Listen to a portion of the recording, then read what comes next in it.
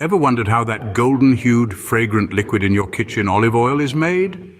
Well, it's a fascinating journey from tree to table, one that's steeped in history and tradition. Imagine an olive grove bathed in Mediterranean sunlight.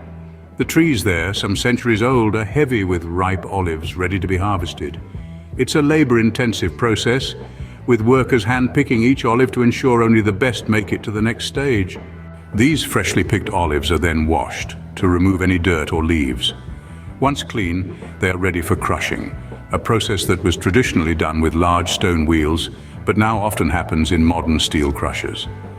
This crushing breaks down the cells in the olives, releasing their oils. The resulting paste, a thick, aromatic mixture, then goes through a process called malaxation, where it's gently mixed for 20 to 40 minutes.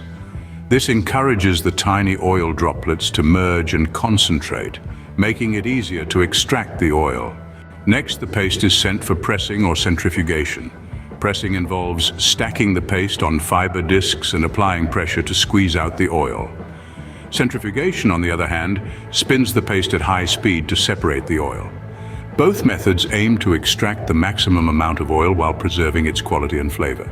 The oil that comes out of this process is cloudy and contains small bits of olive.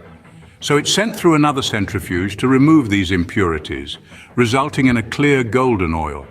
This oil is stored in dark, cool conditions until it's ready to be bottled and brought to your kitchen.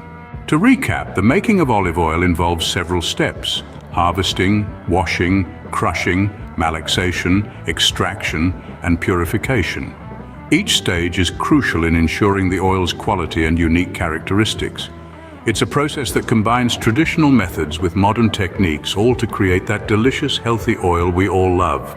So the next time you drizzle olive oil over your salad or use it to sauté your vegetables, remember the journey it's taken from sun-drenched Mediterranean groves to your kitchen.